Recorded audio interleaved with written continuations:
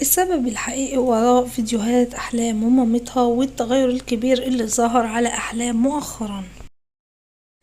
بسم الله والصلاة والسلام على رسول الله. السلام عليكم ورحمة الله وبركاته.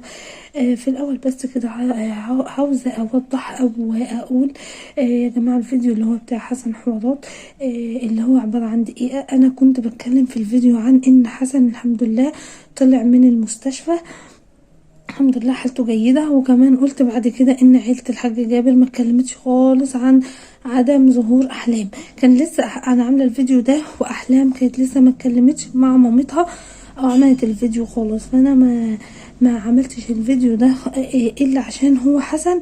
وكمان قلت يا ترى احلام ليه ما بتظهرش في الفيديو؟ يا ريت تشوف الفيديو، هو عبارة عن دقيقة بس.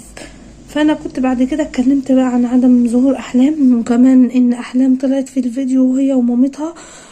كمان بقى في يعني كمان في الفيديو اللي انا هتكلم عنه باذن الله النهارده، هنتكلم عن برضو احلام ونشوف هي بتعمل كده ليه هي ومامتها، او سبب ان هي مثلا ما اتكلمتش ليه من زمان.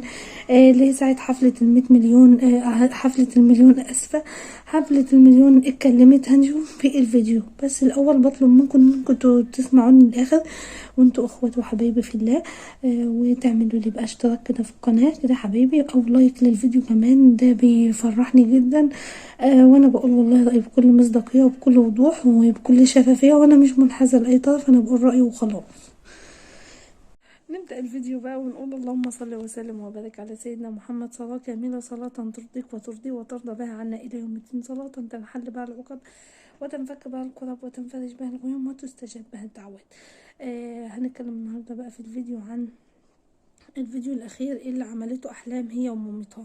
احلام ظهرت في الفيديو، وطبعا كالعاده يعني في الفيديو اللي قبله برضو كانت قاعده على السلم، اللي هو سلم صغير كده يعني، وبتقول ان احنا عايشين في ايه، في علبه زي علبه، في شقه زي علبه الكبريت، وقاعدين بايجار، وقاعدين بشقه 700 جنيه والكلام ده. طيب يا جماعه هنشوف بعد كده احلام خدتنا في الشقه بتاعتها او بتاعت مامتها يعني. وبتقول ان زوج والدتها توفى، وان والدتها معاها 3 بنات وولد غيرها، يعني هي معاها 5 دلوقتي بتربيهم. ووريتنا كمان الشقه بتاعتها. الشقه طلع ان ما فيهاش تلاجة، ما فيها غسالة عادية، الحمام ما فيهوش باب. كمان منظر البوتاجاز بتقول 4 عيون وعين واحدة اللي شغالة. كمان بتقول ان هي معهاش اي قوت تجيب بيه يعني تجيب بيه جهاز احلام. هي اتكلمت في الفيديو، انا مش فاهمه ايه فكره ان هي تورينا الشقه، ولكن هي بتقول ان هو ما بيبعتش اي فلوس خالص لاحلام او تكفي نفقه احلام. احلام بتبقى نفسها تجيب حاجات، احلام لما بتشوف نفسها او بتشوف اخواتها في الفيلا اللي هو بتاعت محمود بتزعل طبعا ان هي نفسها تجيب حاجات زي اخواتها، ولكن هي ما بتعرفش تجيب حاجات لان محمود بتحلف بالله هي ومامتها ان ما بيصرفش عليهم جنيه واحد. طيب الكلام ده بقى انا من وجهة نظري. طيب هو يا ام احلام، انت دلوقتي طبعا الناس كلها في التعليقات يا جماعة، والله معظم التعليقات واقف في صف عيلة الحاجة جابر كلها، يعني بيقول عيلة الحاجة. جه رد فعل محمود وسحر مغاير تماما للناس متوقعاه. الناس قعدت تقول يا ريت محمود يرد، ممكن محمود هيرد، لان محمود طبعا باين ان هو شخص واضح جدا وصريح وكمان عصبي شويه. ممكن كان يرد ولكن هو ما ردش للاسف. عمل 2 فيديوهات امبارح.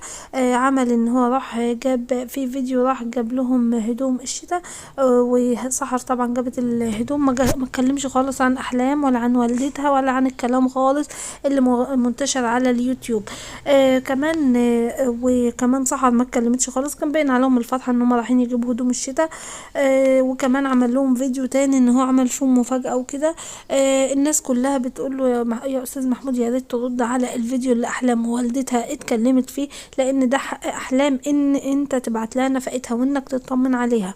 طبعا لو جينا نشوف قناة محمود وسحر السنة اللي فاتت هنلاقي ان احلام كانت بتظهر بشكل طبيعي جدا. كانت كمان احلام سحر بتقول بتقول ان احلام هتيجي تعيش معاهم في شقتهم وهتبقى عايشة معاهم اقامة كاملة.